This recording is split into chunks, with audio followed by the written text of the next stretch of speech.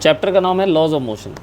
Kinematics में क्या पढ़ते थे हम लोग? काइनेमेटिक्स में अभी तक ये पढ़ते थे कि मोशन क्या होता है, मोशन के बारे में पढ़ते थे, कॉज को डिस्कस नहीं करते थे, उसको कहते हैं काइनेमेटिक्स। इस चैप्टर का दूसरा नाम होता है स्टैटिक्स एंड डायनामिक्स। क्या नाम होता है? Statics and dynamics. Statics and dynamics नाम क्यों पड़ा इसका? क्योंकि इसमें हम फोर्सेस के बारे में अध्ययन करते हैं। स्टैटिक्स एंड डायनामिक्स, ठीक है? समझने पे ध्यान देंगे, लिखने पे नहीं, ठीक? तो स्टैटिक्स एंड डायनामिक्स में हम फोर्सेस के बारे में पढ़ते हैं, यानी बेसिकली हम ये पढ़ते हैं कि मोशन क्यों होता है, मोशन में चेंज क्यों होता है, इन सब के बारे में पढ़ते हैं, ठीक है? दुनिया में बहुत सारे एजेंट हैं जो फोर्स लगाते हैं और बहुत सारे वैरायटी ऑफ फोर्सेस हैं। एक्सटर्नल एजेंसीज जैसे gravitational force, magnetic force can act forces on a body even from a distance. तो कुछ ऐसे फोर्सेज हैं जो फिजिकल इंटरेक्शन होने के, मतलब टच होने के बिना भी लग सकते हैं, जैसे इलेक्ट्रोस्टैटिक्स, ग्रेविटेशनल, मैग्नेटिक फोर्स, दूर से ही फोर्स लग जाता है, ठीक है? सवाल ये है कि ये तो हमें पता है कि बॉडी को मूव कराने के लिए फोर्स की ज़रूरत होती है, ये भी हमें पता है कि बॉडी को रोकने के लिए फोर्स की ज़रूरत होती है। 9th क्लास में हमने न्यूटन्स लॉज पढ़े हैं, पता नहीं याद है कि नहीं याद है, बट पढ़े तो हैं ही, ठीक है? लेकिन क्या एक्सटर्नल फोर्स की ज़रूरत बॉडी को यूनिफॉर्मली मूव कराने के लिए भी होती है ज़रूरत? मतलब ऐसे भी सिचुएशंस हो सकते हैं क्या कि we need external forces in spite of the fact that body is moving with uniform velocity? So is external force required to keep a body in uniform motion? Yes, it is. When the friction forces are acting or forces like that acting, जो धीरे धीरे आपके motion को क्या करे बताइए? Resist करके seize कर दे। तो उस रेजिस्टिव मोशन फोर्स का मुकाबला करने के लिए आपको एक्सटर्नल फोर्स अप्लाई करते रहना पड़ेगा। Aristotle fallacy. Now what is Aristotle fallacy? An external force is required to keep a body in motion. तो एरिस्टोटल फैलेसी को फैलेसी आखिर कहते क्यों हैं? तो उनका उद्देश्य ये है कहने का कि external force is required to keep a body in motion, ठीक है? ये नेट एक्सटर्नल फोर्स नहीं है। यूनिफॉर्म मोशन में अगर बॉडी चल रहा है, ठीक है, फ्रिक्शन लग रहा है, आप उसको बैलेंस कर रहे हैं, आप एक्सटर्नल फोर्स अप्लाई कर रहे हैं, फ्रिक्शन भी एक्सटर्नल फोर्स है, लेकिन net force on the body क्या होगा बताइए? जीरो होगा। You can not say that body is accelerated, ठीक है? So external force required? Yes, it is required. What is the net external force? Zero. If the body is in uniform motion, what is the net external force? Zero. बात करेंगे law of inertia की। Galileo ने दिया था law of inertia, ठीक है? तो इस तरह का एक एपरेटस लिया गया। ये देखिए, आप लोग सब लोग देख रहे होंगे, एक इंक्लाइन प्लेन है, उसके ऊपर एक बॉल रखा हुआ है ना? इसके ऊपर से बॉल को छोड़िए तो बॉल निरंतर चलता रहेगा, ठीक है? अगर हॉरिजॉन्टल प्लेन में है तो कायदे से उसको चलते रहना चाहिए।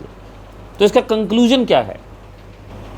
अगर आप बॉल को एक कोने से छोड़ेंगे तो दूसरे कोने में एग्जैक्टली सेम हाइट तक जाएगा। This is in accordance with the law of conservation of mechanical energy. जितना पोटेंशियल एनर्जी था उतना ही पोटेंशियल एनर्जी वापस गेन कर लेगा। लेकिन अगर हम इसको फ्लैट करते जाएं तो और डिस्टेंस पे जाके वो हाइट गेन होगा, और फ्लैट करते जाए तो और डिस्टेंस पे जाके वो हाइट गेन होगा, और अगर बिल्कुल हॉरिजॉन्टल कर दे तो technically body should continue moving. Galileo's law of inertia is also the Newton's first law of motion. And what does it state? Every body continues to be in its state of rest or of uniform motion in a straight line unless compelled by some external force to act otherwise. इसका मतलब ये है कि जो जिस प्रकार के motion में या रेस्ट की स्थिति में है उसी में कंटिन्यू करेगा जब तक कि कोई एक्सटर्नल अनबैलेंस्ड फोर्स उस पर ना लग जाए। एक्सटर्नल अनबैलेंस्ड फोर्स जब तक ना लग जाए, बॉडी का स्टेट ऑफ रेस्ट या state of uniform motion continue करेगा। Property of a body to resist change. So what is inertia basically? Inertia. So as he said, property of a body to resist any change. Change in what? Change in motion. Motion. ठीक है? It is the property Tendency. by virtue of which a body resists any change in its state of rest or of uniform motion along a given direction. अगर आपको rest से motion में लाना है तो भी बॉडी रेजिस्टेंस देगा, अगर आपको स्पीड अप या स्पीड डाउन करना है तो भी रेजिस्टेंस देगा, अगर आपको कुछ स्पीड में चेंज नहीं करना है लेकिन डायरेक्शन चेंज करना है तो भी वो रेजिस्टेंस देगा। ठीक है, तो इनर्शिया के कितने टाइप्स हो गए? इनर्शिया के हो गए 3 टाइप्स। कितने टाइप्स हो गए? So 3 types of inertia are inertia of rest, यानी अगर रेस्ट से मोशन में लाना चाहेंगे तो रेजिस्टेंस देगा। इनर्शिया ऑफ मोशन, मोशन को चेंज करना चाहेंगे, स्पीड बढ़ाना घटाना चाहेंगे तो इनर्शिया देगा। इनर्शिया ऑफ डायरेक्शन, डायरेक्शन में परिवर्तन करना चाहेंगे तो भी इनर्शिया आपको अपोज करेगा। ठीक है, inertia is not a physical quantity minded, ये फिजिकल क्वांटिटी नहीं है, इसको मेजर नहीं किया सकता। इनर्शिया की इनडायरेक्टली मेजरमेंट होती है और वो किसके टर्म्स में होती है बताइए? वो होती है मास के टर्म्स में। जितना मास ज़्यादा होगा उतनी इनर्शिया ज़्यादा होगी। तो जो भी लोग 11th क्लास का एग्ज़ाम देने वाले हैं वो कम से कम अब इतना है ना गुंजाइश रखेंगे कि तीनों लॉज की स्टेटमेंट याद रहे, जैसे एनसीईआरटी में लिखा हो वैसे। ठीक है, लॉज को मनगढ़ंत तरीके से नहीं बोलेंगे, नहीं लिखेंगे, जैसे लिखा हुआ उसी तरह से लिखेंगे।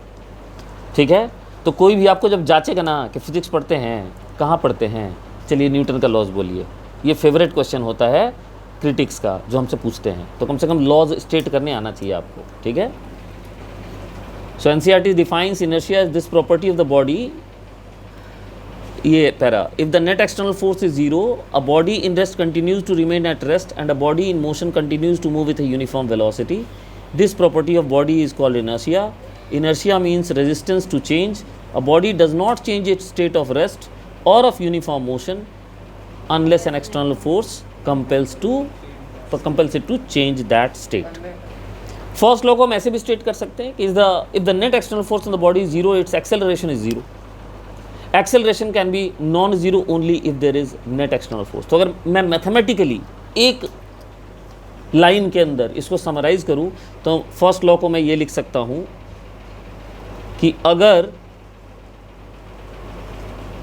एक्सटर्नल फोर्स, और जब मैं एक्सटर्नल फोर्स कहता हूं तो मेरा मतलब है रिजल्टेंट एक्सटर्नल फोर्स, जीरो है, देन वेलोसिटी वेक्टर जो रहेगा दैट विल रिमेन कांस्टेंट, यानी आपका जो एक्सेलरेशन वेक्टर रहेगा दैट विल रिमेन जीरो। अब चाहे वो रेस्ट है तो रेस्ट ही रहेगा, चाहे यूनिफॉर्म मोशन है तो यूनिफॉर्म मोशन ही रहेगा।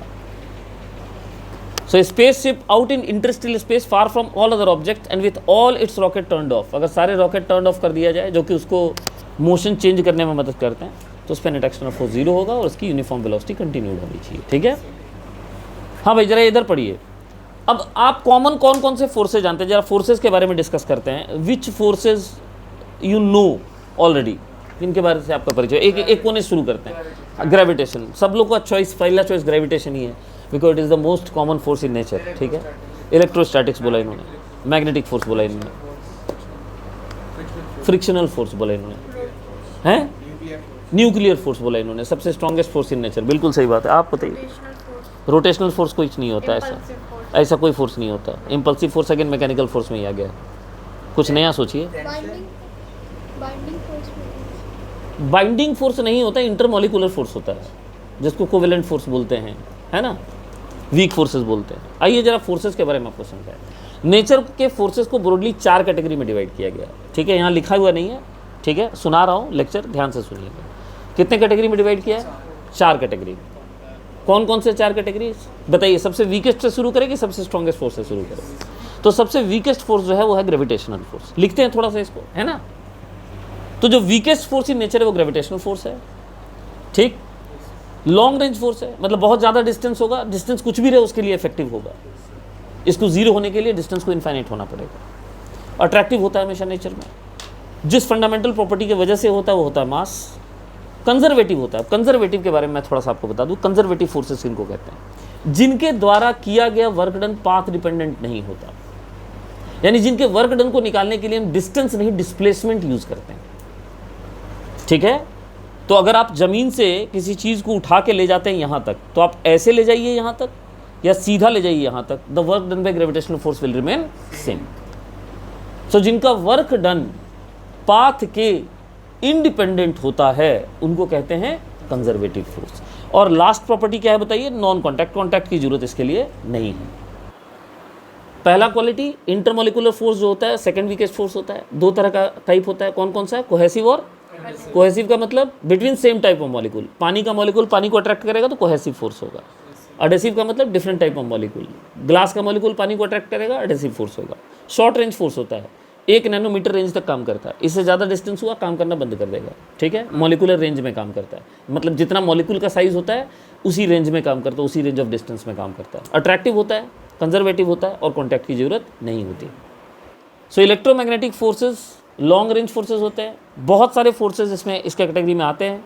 दे can be attractive as well as repulsive, they can be conservative, they can be non conservative as well, right. They can be even of that time which are neither conservative nor non-conservative, and contact forces भी हो सकते हैं, non contact forces भी हो सकते हैं, ठीक है। Nuclear strong forces are the strongest forces and very short range forces. ना तो इसको कंजर्वेटिव नॉन कंजर्वेटिव में रखेंगे, ना इसको कॉन्टैक्ट नॉन कॉन्टैक्ट पे डिफाइन करेंगे, क्योंकि हमारे लिए तो कॉन्टैक्ट ही है एक तरह से, because it is the smallest possible distance between two particles, ठीक है। Smallest possible distance between the two particles, और सब एक साथ बंधे हुए हैं। हाइपोडेंस मैटर होता है, न्यूक्लियस डेंसेस्ट मैटर कोई होता नहीं। लेकिन अगर मैं आपसे एक क्वेश्चन पूछूं, कभी एम्स का एंट्रेंस हुआ करता था तो क्वेश्चन आया था एकदम, न्यूक्लियॉन्स के बीच में फोर्स लगता है। किसके बीच में फोर्स लगता है? न्यूक्लियॉन्स किसको कहते हैं? What are nucleons called? जो न्यूक्लियस के अंदर है, फैमिली मेंबर, ठीक है। न्यूक्लियॉन्स का मतलब कौन कौन हो गया बताइए? इसमें न्यूट्रॉन हो गया, और न्यूट्रॉन के ऊपर नेट नेट कैसा चार्ज होता है? न्यूट्रल। प्रोटॉन के ऊपर कैसा चार्ज होता है? पॉजिटिव। तो इसमें 3 तरह के फोर्सेस हो गए, the force between neutron and neutron, the force between neutron and proton, and the force between proton and proton. अब मैं आपसे पूछना चाहूंगा, इन तीनों में से सबसे स्ट्रॉन्ग कौन सा होगा? तो अगर न्यूट्रॉन न्यूट्रॉन, न्यूट्रॉन प्रोटॉन और प्रोटॉन प्रोटॉन के फोर्स की स्ट्रॉन्ग फोर्सेस को कंपेयर करें, then proton proton will be weakest, ठीक है, due to electrostatic repulsion. Weight का मतलब फोर्स ऑफ ग्रेविटी जो कि किसी बॉडी पे लगती है। बॉडी का मास m होता है, उसका यूनिट kg होता है। वेट का यूनिट न्यूटन होता है, इट इज़ फोर्स, राइट। तो हम जो वेइंग मशीन पे चढ़ के नापते हैं वो मास नापते हैं, वेट नहीं नापते हैं। ये और बात है कि वो नापता वेट है लेकिन रीडिंग मास के टर्म्स में देता है, तो वो इस चैप्टर में बाद में समझाएंगे। और वेट की डायरेक्शन हमेशा किधर होगी? सेंटर ऑफ अर्थ की तरफ होगी, सेंटर ऑफ अर्थ की तरफ होगी। चलिए बताइए नॉर्मल फोर्स के बारे में।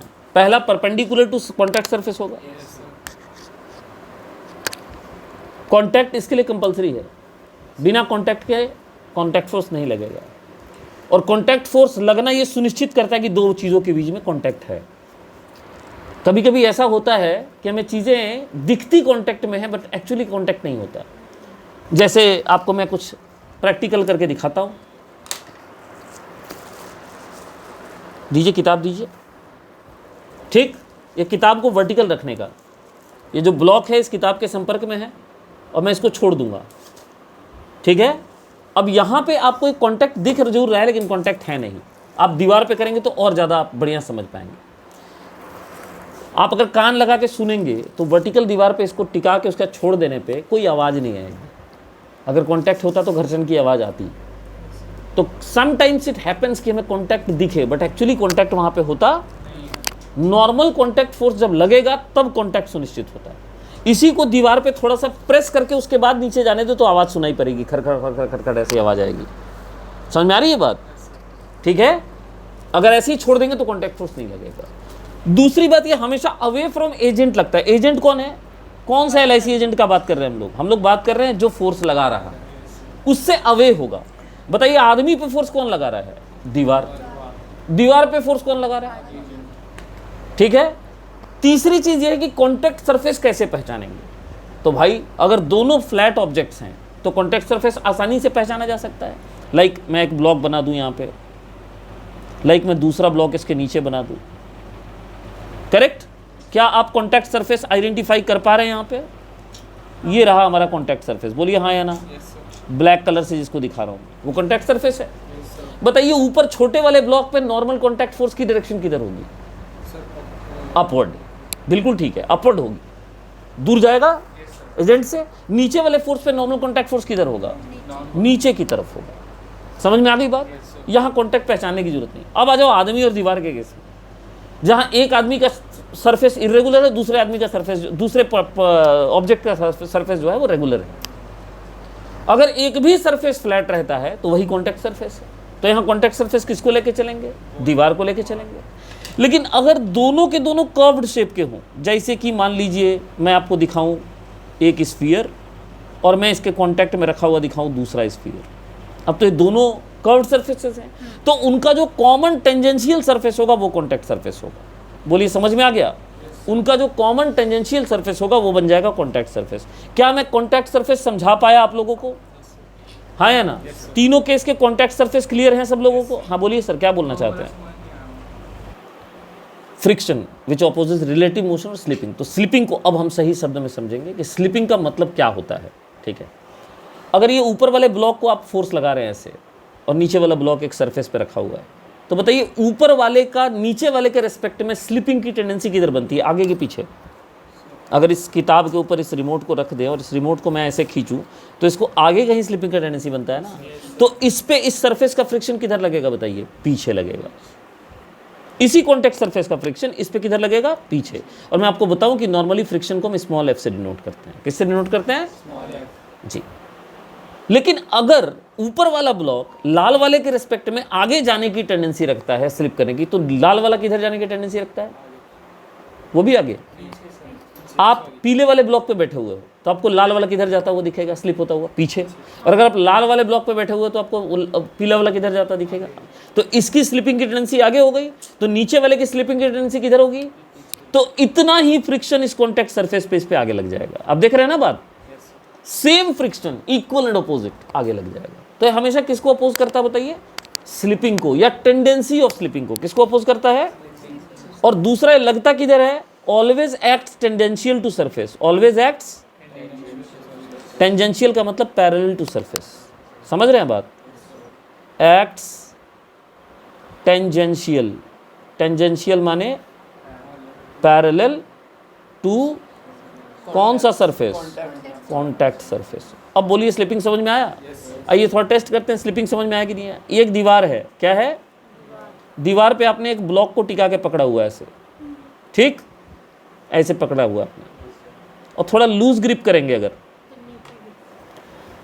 थोड़ा लूज करने बोल रहा हूँ, छोड़ देने नहीं बोल रहा हूँ, उसको बोल रहा हूँ थोड़ा लूज करेंगे। बताइए इस पर फ्रिक्शन फोर्स किधर, या अभी इस पर फ्रिक्शन फोर्स किधर है बताइए? mg तो नीचे की तरफ है। अरे बोलिए, इसमें कोई डाउट तो नहीं है ना? बताइए इस पे फ्रिक्शन किधर लग रहा है? ऊपर की तरफ। तभी तो रुका हुआ है ना। आखिर कौन रोक रहा है इसको? हम तो हॉरिजॉन्टल डायरेक्शन में अप्लाई कर रहे हैं। हमारा फोर्स तो दीवार के नॉर्मल रिएक्शन से बैलेंस हो जा रहा होगा। अरे बोलिए, हमारा फोर्स किससे बैलेंस हो रहा होगा? जो दीवार इसको नॉर्मल रिएक्शन दे रही है। तो आखिर mg को किसने रोक रखा है? mg को इसी फ्रिक्शन ने रोक रखा है। और आपको यकीन नहीं होता जी, तो थोड़ा ग्रिप जो है लूज कीजिए। ग्रिप लूज कीजिएगा तो क्या होगा बताइए? नीचे की तरफ स्लिप करेगी, नहीं करेगा? इसका मतलब इसकी स्लिपिंग की टेंडेंसी किधर है बताइए? नीचे की तरफ। तो अगर स्लिपिंग की टेंडेंसी नीचे की तरफ है तो ऑब्वियसली इस पर फ्रिक्शन किधर लगेगा? तो बताइए यही फ्रिक्शन दीवार पे किधर लग रहा होगा? नीचे। कॉन्टैक्ट सरफेस पे इक्वल एंड ऑपोजिट लगता है फ्रिक्शन। बोलिए समझ में आ गया? तो कॉमन फोर्सेज जो इस चैप्टर में जिससे हमें पाला पड़ेगा वो मैंने आपको यहाँ बताया है। एक और फोर्स बच गया, उसकी भी चर्चा करते हैं। अब ऑन कर लेते हैं। टेंशन हमेशा किस में होता है बोलो? खिंची हुई रस्सी, तनी हुई रस्सी, तनी हुई स्ट्रिंग, वायर, रोप एटसेट्रा में होता है। ये हमेशा रोप की तरफ होगा। तो ये जो राइट वाला ब्लॉक आपको दिख रहा है जिसका नाम हमने रखा है मान लीजिए m1, उस पे ये रस्सी का टेंशन किधर लगेगा? राइट की तरफ। लेकिन m2 पे यही टेंशन किधर लगेगा? लेफ्ट की तरफ। और अगर रस्सी लाइट हो तो उसके हर पॉइंट पे टेंशन की वैल्यू क्या होगी? इतनी बात समझ में आ गई? तो अभी हम किसको डिस्कस कर रहे हैं? Practical application of first law को। तो बस को अचानक स्टार्ट करेंगे तो क्या होगा? हमारा पैर फ्रिक्शन की वजह से बस से जुड़ा रह जाएगा और बॉडी जो है वो इनर्शिया ऑफ रेस्ट में रहेगी। तो पैर आगे चल देगा, बॉडी वहीं रहेगी, तो हम पीछे गिरेंगे। और अगर चलती बस में खड़े हैं, अचानक से ब्रेक लगा दिया तो किधर गिरेंगे? आगे गिरेंगे, क्योंकि पैर तो बस के साथ रुक गया, बॉडी इनर्शिया ऑफ मोशन में। ऐसे ही कुछ और प्रैक्टिकल एग्जांपल बताइए। मूविंग ट्रेन से जब हम जंप कर जाते हैं, मूविंग ट्रेन से जब हम जंप कर जाते हैं तो हमें दौड़ना पड़ता है, नहीं तो हम गिर जाएंगे, क्योंकि बॉडी इनर्शिया ऑफ मोशन में होता है। किसी ग्लास के ऊपर एक पतला सा प्लक्कड़ रख दीजिए और उस पर कॉइन रख दीजिए और जोर से कार्ड को हिट कीजिए तो कार्ड चला जाएगा और कॉइन अंदर गिर जाएगा नीचे ग्लास के अंदर, है ना। ये भी इनर्शिया का एग्जाम्पल है, लॉ ऑफ इनर्शिया का। तो बड़े सारे प्रैक्टिकल एग्जाम्पल्स हैं लॉ ऑफ इनर्शिया के, ठीक है।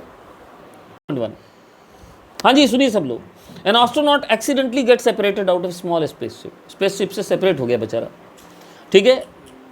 Accelerating in interstellar space at a constant speed rate of 100 meter per second square. Spaceship की एक्सेलरेशन जो थी वो 100 मीटर पर सेकंड स्क्वायर थी। ध्यान से सुनिएगा, what is the acceleration of the astronaut at the instant after is outside the spaceship. Spaceship से बाहर निकल जाने के बाद, डिटैच हो जाने के बाद उस एस्ट्रोनॉट की क्या एक्सेलरेशन होगी, बताएं आप लोग। 0।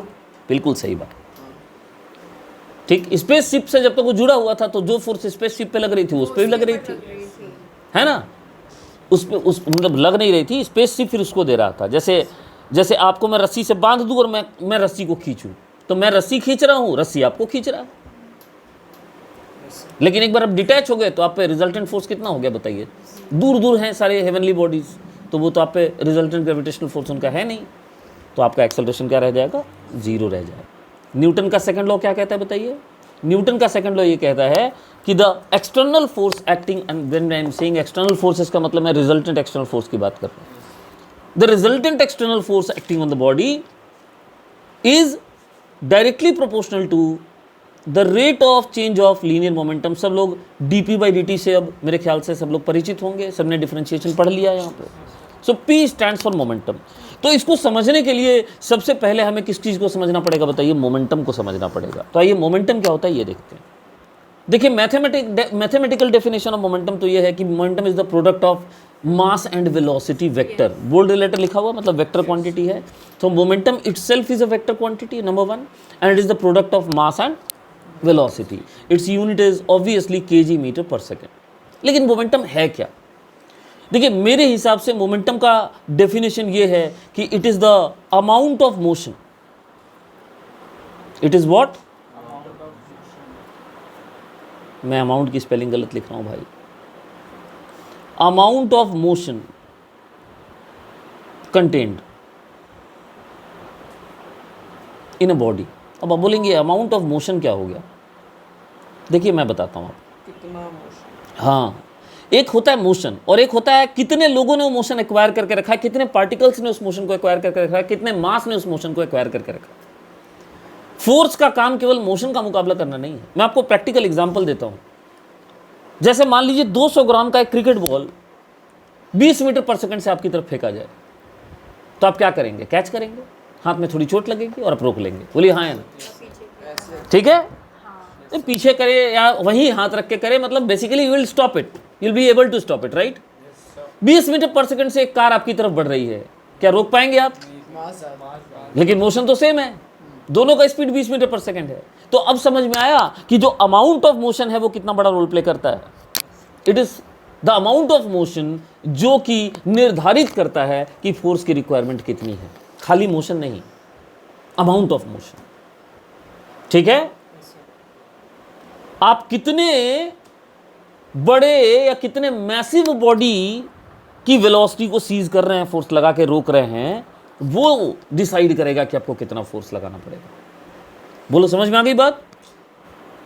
हाँ, अगर एयर रेजिस्टेंस को नेगलेक्ट करें तो दोनों इकट्ठे गिरेंगे जमीन पे। चलो ना, फर्स्ट फ्लोर से एक्सपेरिमेंट कर रहे हैं, कागज का बंडल रोल करते हैं, थोड़ा हैवी कर लेते हैं, ठीक है, और श्रेयस के ऊपर गिरा के देखते हैं, ठीक है। तो अगर आप वेलोसिटी निकालें तो v equal to u plus at लगाएंगे आप। u दोनों का 0 है, the velocity gained is equal to what? It is equal to 0 plus g into t। ठीक है, so v equal to 0 plus gt। तो इन दोनों का जो वेलोसिटी आएगा वो क्या आएगा बताइए, या आप ऐसे लिख लीजिए v square equal to 0 square plus 2gh। So both will acquire the same velocity, लेकिन फोर्स ज्यादा कौन लगाएगा, जमीन के ऊपर या आप खड़े हो जाएं तो आपके सर के ऊपर जो हैवी ऑब्जेक्ट होगा। सो बेसिकली मोमेंटम जो है वो डिसाइड कर रहा है कि फोर्स कितना लगाया जाएगा या उसको रोकने के लिए आपको कितना फोर्स देना पड़ेगा। So not only mass is important, not only speed is important, दोनों का कॉम्बिनेशन जो है वो डिसाइड करता है कि अल्टीमेटली बॉडी के ऊपर फोर्स कितना लगेगा। तो जब क्रिकेट प्लेयर कैच करता है बॉल को तो नेट चेंज इन मोमेंटम जो बॉल को देता है वो सेम देता है ना। तो बॉल का मास बदला, मान लीजिए बॉल का मास है आधा किलो, एग्जांपल ले रहा हूं, ठीक है, don't take it seriously. So ball का मास है मान लीजिए आधा किलो और बॉल की वेलोसिटी है मान लीजिए 20 मीटर पर सेकंड, तो उसका मोमेंटम हो गया कितना, 10 kg मीटर पर सेकंड का। उस मोमेंटम को आपने शून्य करा, कैच करके रोका, so net change in momentum आपने बॉल को 10 दिया। ऑब्वियसली आपके हाथ पे उसने भी 10 दिया होगा, आगे थर्ड लॉ पढ़ने वाले हैं हम लोग, तो आपके हाथ पे उसने 10 kg पर मीटर सेकंड का मोमेंटम ट्रांसफर कर दिया। अब फोर्स कितना लगा ये इस बात पे डिपेंड करेगा कि ये चेंज इन मोमेंटम होने में समय कितना व्यतीत हुआ, ठीक है। अगर हाथ पीछे नहीं खींचते तो तुरंत होता, तो डेल्टा टी क्या हो जाता हमारा, कम। आपका फोर्स का एक्सप्रेशन क्या बताया था मैंने अभी, बहुत प्रोपोर्शनल बताया था, delta P by delta T के। अभी इक्वालिटी का समय नहीं आया, इसको मिटा देता हूं मैं। डेल्टा पी तो सेम है दोनों केस में, लेकिन आप पीछे हाथ खींच के क्या बढ़ा रहे हैं, हाँ, उसके रिटार्डेशन में होने वाले टाइम को बढ़ा रहे हैं, जिससे फोर्स क्या हो गया बताइए, कम हो गया, तो आपको चोट कम लगेगी, इसलिए हाथ पीछे खींचता है क्रिकेट प्लेयर को लेकर। ये आएगा तो इंग्लिश में लिख लेंगे एग्जाम में आप लोग। अगर टाइम डेल्टा टी आप बढ़ाते हो, इंक्रीज करते हो, तो आपका जो हाथ पे फोर्स लगेगा एफ, वो क्या कर जाएगा बताओ, डिक्रीज कर जाएगा, क्योंकि फोर्स जो है वो इन्वर्सली प्रोपोर्शनल है किसके, डेल्टा टी के। ऑल दो मोमेंटम दोनों केसेस में सेम होगा, अगर डायरेक्ट रोक ले तो भी और अगर हाथ पीछे खींच के रोके तो भी। Clear? So the main intention is to increase the time. ये देखिए हाथ पीछे खींच रहा है, अब अगर आप यहीं पे रोक लेती तो चेंज इन मोमेंटम तो सेम होता, लेकिन आपको टाइम कम मिलता, तो आपके हाथ पे फोर्स ज्यादा लगता बॉल के द्वारा। इस कंडीशन में आपको टाइम कम लगेगा। बोलिए समझ में आ गया? अरे आया कि नहीं आया? तो ये इंपॉर्टेंट लाइन है, स्पेशली 11th पढ़ने वाले बच्चों के लिए, कि force not only depends on change in momentum but it also depends on how fast the change is brought about. A seasoned cricketer draws in his hands during a catch, allowing greater time for the ball to stop and hence require a smaller force। तो अगर ये question आए तो आपको यही reply करना है, ठीक है? समझ में आ गई बात? तो अब जो आपने पढ़ा उसको थोड़ा रिवर्स में लाइए। अभी आपने ये पढ़ा था कि आपका जो F होता है वो डायरेक्टली प्रोपोर्शनल होता है delta P by delta T के। बोलिए हाँ या ना, बोलिए हाँ या ना। तो इसका मतलब जो चेंज इन मोमेंटम कोई फोर्स पैदा करेगा वो डायरेक्टली प्रोपोर्शनल होगा F डेल्टा T के।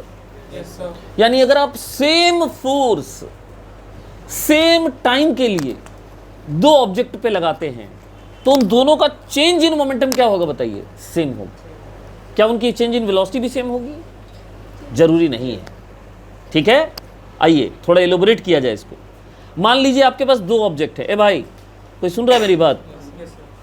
सुनो, ये पहला ऑब्जेक्ट है, ठीक, ये दूसरा ऑब्जेक्ट है। क्लियरली दिख रहा है कौन हैवी है, ठीक है, फिर भी मैं लिख दे रहा हूं, ठीक है। ये स्मॉल m है, ये कैपिटल M है, और कैपिटल M की वैल्यू स्मॉल m से बड़ी है। सबको नजर आ रहा है? इन दोनों के ऊपर मैंने लगाया फोर्स। क्या लगाया मैंने? देखिए इस पर भी मैं फोर्स लगा रहा हूं F, और इस पे भी मैं फोर्स लगा रहा हूं F। दोनों के ऊपर मैंने सेम एक्सटर्नल फोर्स लगाया। बोलो हाँ। दोनों के ऊपर ये फोर्स मैंने अप्लाई किया, applied for time delta T।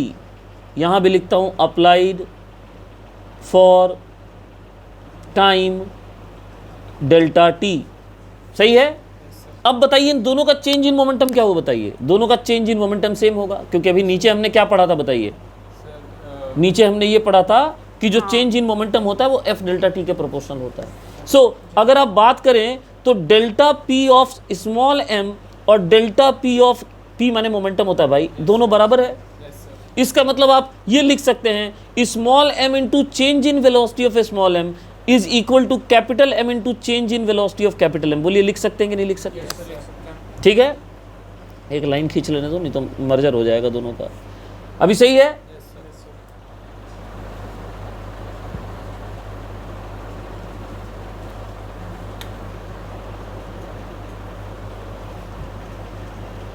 एक सेकंड प्रतीक्षा करें। हाँ, अब आइए बात करते हैं वेलोसिटी के बारे में। बताइए चेंज इन वेलोसिटी की अगर हम बात करें स्मॉल m की, और चेंज इन वेलोसिटी की बात करें अगर हम कैपिटल M की, तो क्या इसको हम capital M by small m यानी मास के इनवर्सली प्रोपोर्शनल लिख सकते हैं क्या? तो जिसका मास कम होगा उसका चेंज इन वेलोसिटी क्या होगा बताइए? ज़्यादा होगा। यानी delta V of small m ज़्यादा होगा compare to delta V of capital M, क्योंकि उसका मास क्या है बताइए, कम। चेंज इन मोमेंटम दोनों को बराबर मिला, ठीक है, चेंज इन मोमेंटम दोनों को बराबर मिला, लेकिन चेंज इन वेलोसिटी किसको ज्यादा मिलेगी? जिसका मास कम है। एक फुटबॉल रखा हुआ है, एक कार खड़ी है, सेम इंटेंसिटी से दोनों को लात मारो, किक करो, फुटबॉल ज्यादा। फुटबॉल भाग जाएगा, कार वहीं रहेगा या थोड़ा सा हिल जाएगा, यही होगा ना। क्यों? आपने तो दोनों को सेम फोर्स दिया, आपने दोनों को सेम टाइम के लिए फोर्स दिया, आपने दोनों को इक्वल चेंज इन मोमेंटम दिया, लेकिन कार का मास बहुत ज़्यादा था तो उसकी गेन इन वेलोसिटी क्या हुई? कम हुई। बोलिए समझ में आ गया? कोई दिक्कत? अरे बोलो, पक्का? कोई दिक्कत नहीं? चलिए फंसाने की कोशिश करता हूँ, देखते फंसा पाते कि नहीं। मैंने एक हैवी स्टोन और एक लाइट स्टोन, ठीक है, को दोनों को अपने छत से गिराया, उन पे कौन सा फोर्स लगा? एग्जैक्टली, ग्रेविटेशनल फोर्स लगा। सेम टाइम के लिए लगा कि नहीं लगा? हाँ लगा। तो दोनों का चेंज इन मोमेंटम सेम होना चाहिए, एफ डेल्टा टी तो बराबर हो गया, बराबर। तो दोनों का डेल्टा पी भी सेम होना चाहिए। इस हिसाब से हैवी वाले का वेलोसिटी ज़्यादा कम होना चाहिए और लाइट वाले का वेलोसिटी ज़्यादा होना चाहिए, लेकिन वेलोसिटी तो दोनों का आप लिखते हैं सेम। अभी थोड़ी देर पहले आप यही कह रहे थे।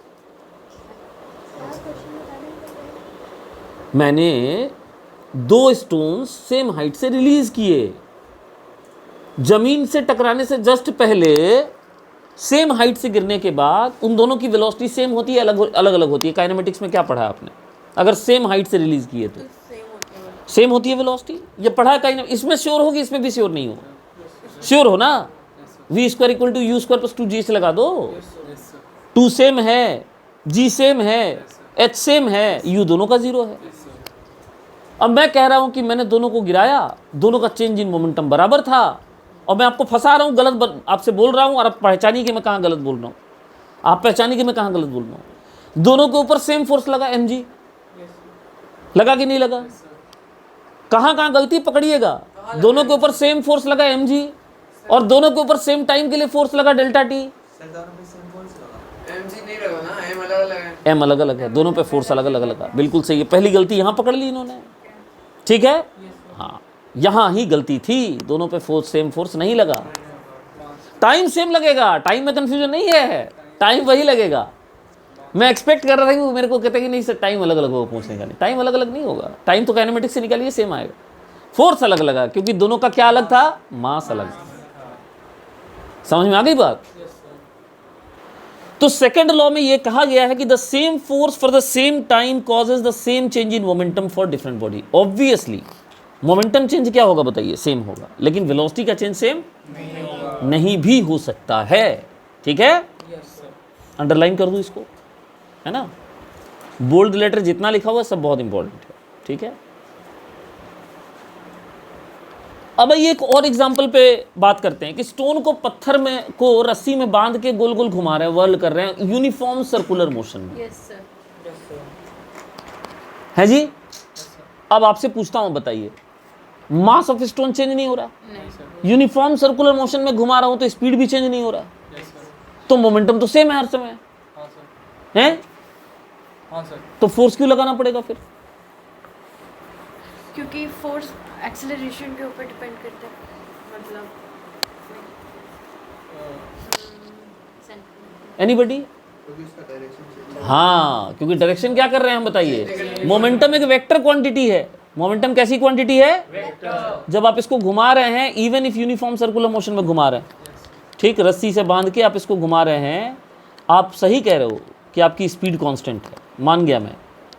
मास चेंज नहीं हो रहा, ये भी सत्य है, किंतु वेक्टोरियली अगर बात करें आप, तो आपका मोमेंटम जो है वो चेंज हो रहा है, क्योंकि उसकी डायरेक्शन लगातार क्या हो रही है बताइए? तो आपको फोर्स लगाना पड़ेगा टू चेंज द डायरेक्शन। बोलिए समझ में आया? ये देखिए, ठीक है, ये वेलोसिटी का डायरेक्शन है आपका। वेलोसिटी का डायरेक्शन हमेशा किधर होता है सर्कुलर मोशन में? टेंजेंशियल। बहुत बढ़िया। अब मेरे को एक बच्चा बताएगा कि टेंशन का डायरेक्शन बॉल पे किधर लग रहा है? यहाँ पे सर बॉल पे sir inward, radially inward towards the rope, और इसीलिए सेंट्रल किसका टेंशन किसका रोल प्ले कर रहा होगा? सेंट्रीपिटल फोर्स का। ये किसका रोल प्ले कर रहा होगा? क्योंकि ये रेडियली इनवर्ट लग रहा है, तो यही फोर्स सेंट्रीपिटल एक्सेलरेशन प्रोवाइड करेगा। ठीक है, तो अगर आप कांस्टेंट स्पीड से यहाँ घुमा रहे हैं तो आपका जो सेंट्रीपिटल फोर्स हो गया वो कितने के बराबर हो गया बताइए? टेंशन के। सेंट्रीपिटल फोर्स मतलब mass into centripetal acceleration. Centripetal acceleration मतलब v स्क्वायर बाई आर। अरे बोलो ना भाई। तो बताइए आपका सेंट्रीपिटल एक्सेलरेशन यानी v स्क्वायर बाई आर को आप टेंशन बाई मास लिख सकते हैं कि नहीं लिख सकते? T for tension. Is it clear? तो थोड़ा सा सर्कुलर डायनेमिक्स भी खेल लिया हम लोगों ने इसमें, हैं? तो सेकंड लॉ का डेफिनेशन कहता है कि the rate of change of momentum of a body is directly proportional to the applied force and takes place in the direction in which the force is applied. समझ में आई बात? जिधर force लगाएंगे उधर ही मोमेंटम चेंज होगा, change in momentum का डायरेक्शन वही होगा। और ये डायरेक्टली प्रोपोर्शनल होता है किसके बताइए? External force is directly proportional to dp by dt। और ये वेक्टर इक्वेशन है, ये है आपका न्यूटन सेकंड लॉ। इसी हालत में लिखना है इसको। समझ में आई बात? So as per Newton second law f vector is directly proportional to delta p vector upon delta t। Experimentally आपका जो प्रोपोर्शनलिटी कांस्टेंट होता है यहाँ पे होता है 1। k is the constant of proportionality that is equal to 1। Experimental facts है ये। आप एक्सपेरिमेंटली जब आप करोगे और आप एक्सेलरेशन निकालोगे यानी delta p by delta t निकालोगे, ठीक है, फोर्स अप्लाइड आपको पता रहेगा, तो आप कैलकुलेशन करोगे तो आपको k की वैल्यू 1 मिलेगी। ठीक है, तो आपका फॉर्मूला जो है वो अल्टीमेटली क्या बन जाता है बताइए? अगर टाइम इंटरवल छोटा रहे तो आप dp बाई dt लिखेंगे, उस हालत में आप इसको इंस्टेंटेनियस फोर्स बोलोगे। मेरी बात सुनिएगा आप लोग जरा। तो इंस्टेंटेनियस फोर्स का एक्सप्रेशन अगर आप लिखोगे तो क्या बन जाएगा बताइए? dp by dt। Calculus based question आ सकते हैं इसमें। p का इक्वेशन दे देगा टाइम डिपेंडेंट। अरे बोलिए, p का इक्वेशन दे देगा फंक्शन ऑफ टाइम, हाँ या ना? और आपसे फोर्स पूछा जाएगा, ये क्वेश्चन हो सकता है। या आपको ग्राफ दे दिया जाएगा p और t का, तो बताइए इंस्टेंटेनियस फोर्स को आप क्या लिख सकते हो? क्या आप लिख सकते हो स्लोप ऑफ pt ग्राफ? अरे बोलो, p कौन सा है? मोमेंटम है, t टाइम है, उन दोनों के ग्राफ का आप स्लोप निकाल लो। और अगर आप बड़े इंटरवल की बात करो तो वहां आप बात करोगे एवरेज फोर्स की, हाँ या ना? तो एवरेज फोर्स को आप क्या लिख सकते हो बताओ? What is the average force acting on the body? So it is p2 vector minus p1 vector divided by t2 vector, t2 minus t1, I am sorry, t2 minus t1। बोलिए समझ में आ गया? प्रोपोर्शनलिटी कांस्टेंट हमने 1 ले लिया। Clear है? अब देखिए इसको लॉ ऑफ फोर्स क्यों कहते हैं सेकंड लॉ को, कि इसी से हमें फोर्स का फॉर्मूला मिलता है। तो अगर आप इस dp बाई dt को dmv बाई dt लिखें और आप मान के चले कि सिस्टम का मास फिक्स्ड है यानी मास चेंज नहीं हो रहा है, आगे जब हम कॉम्पिटिटिव क्लास में जाएंगे तो हम पढ़ेंगे सिस्टम ऑफ वेरिएबल मास। ऐसे भी सिस्टम होते हैं जिनका मास वेरी करता है, जैसे रॉकेट है, जैसे गैस बलून है, ठीक है, इनका मास चेंज करता है, वो उनको थोड़ी देर के डिसाइड कर देते हैं। तो अगर फिक्स्ड मास रहेगा तो आप मास को बाहर ले सकते हैं, वो डिफरेंशिएट तो होगा नहीं। और dv बाई dt को वेक्टर को आप क्या लिख सकते हैं बताइए? Delta v vector by delta t को आप a वेक्टर लिख सकते हैं। तो इससे आपको फोर्स का एक्सप्रेशन मिलता है, force equal to k m a। k इसलिए कि ये प्रोपोर्शनलिटी कांस्टेंट है और अभी तक इसने इनको 1 नहीं लिखा है, हमने डिस्कस कर लिया proportionality constant is equal to 1। तो फोर्स का एक्सप्रेशन इसी लॉ से आया है, इसलिए हम इसको लॉ ऑफ फोर्स भी कहते हैं। ये देखिए, after taking the constant of proportionality as 1 we get the equation f equal to ma। याद रखिए वेक्टर इक्वेशन है, दोनों तरफ वेक्टर है, ठीक है। एक्सेलरेशन का यूनिट आप जानते हैं। चलिए इसी हिसाब से पूछा जा सकता है कि 1 न्यूटन फोर्स को डिफाइन कीजिए। What is the definition of 1 Newton force बताइए? If a force produces an acceleration of 1 meter per second square on a body of mass 1 kg, then the force applied is equal to 1 Newton। 1 Newton की definition समझ में आ गई? 1 Newton का मतलब कितना होता है? 1 न्यूटन का मतलब होता है 1 kg metre per second square. kg is the unit of mass and metre per second square is the unit of acceleration. अब अगर कोई कहता है कि सेकंड लॉ से फर्स्ट लॉ निकालिए, तो आप क्या लिखेंगे कि अगर सेकंड लॉ में मैं फोर्स को 0 कर देता हूं तो मेरा एक्सेलरेशन वेक्टर 0 हो जाएगा। बोलो हाँ या ना? और अगर एक्सेलरेशन वेक्टर 0 हो जाएगा तो ऑब्वियसली मेरा वेलोसिटी वेक्टर क्या हो जाएगा? यही तो फर्स्ट लॉ है कि अगर एक्सटर्नल फोर्स अप्लाइड 0 हो तो बॉडी जिस हाल में जैसे मूव कर रहा है वैसे ही मूव करता रहेगा। So this is the derivation of first law from second law. बोली समझ में आया?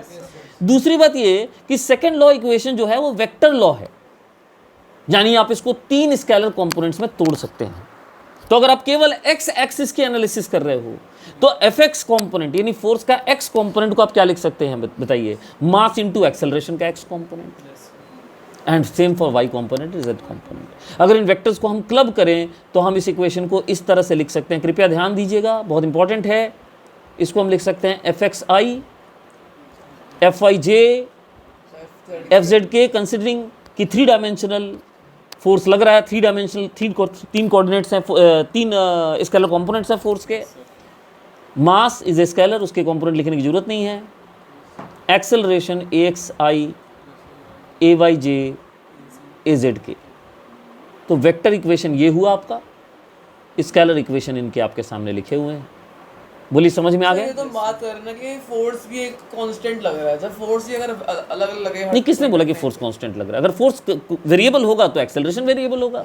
मास कांस्टेंट है, जो हालात फोर्स के साथ होंगे वही एक्सेलरेशन के साथ होंगे। तो हर पॉइंट ऑफ टाइम पे फोर्स अलग लगवाए तो हाँ, तो हर टाइम पॉइंट ऑफ टाइम पे एक्सेलरेशन अलग लगाएगा। If your force is time dependent, acceleration will be time dependent. If your force is position dependent, acceleration will be position dependent, subject to the condition that mass is constant. Correct? अब इस vector equation का क्या मतलब है? Vector equation का ये मतलब है कि if a force is not parallel to the velocity of the body, if a force is not parallel to the velocity of body but make some angle with it, ठीक, it changes only the component of velocity along the direction of force. मैं elaborate करता हूं इसको। मान लीजिए आपका force केवल x दिशा में लग रहा है, लेकिन आपकी बॉडी 3 डायमेंशनल मोशन में है। उसके पास वेलोसिटी के तीनों कंपोनेंट्स हैं, वी एक्स वी वाई और, तो आपका ये फोर्स किस डायरेक्शन में उसको एक्सेलरेट करेगा? केवल एक्स डायरेक्शन। समझ में आ रही है बात? अगर F X not equal to 0 है, एफ वाई इक्वल टू 0 है और एफ जेड इक्वल टू 0 है और वेलोसिटी के तीनों कंपोनेंट मौजूद हैं, यानी V X I V Y J and V Z के, देन एक्सेलरेशन केवल एक्स की तरफ होगा, बाद बाकी सारे डायरेक्शन में एक्सेलरेशन कितना हो जाएगा बताइए? बिल्कुल, यानी एक्स डायरेक्शन की तरफ आपका मोशन एक्सेलरेटेड होगा। एक्स के अलोंग आपका मोशन कैसा होगा बच्चा? एक्सेलरेटेड होगा, और बाकी डायरेक्शन में आपका मोशन यूनिफॉर्म मोशन ही रह जाएगा। ऐसा ही एक मोशन हमने प्रोजेक्टाइल में देखा था। प्रोजेक्टाइल में जो एक्सेलरेशन लग रहा था वो किस डायरेक्शन में लग रहा था?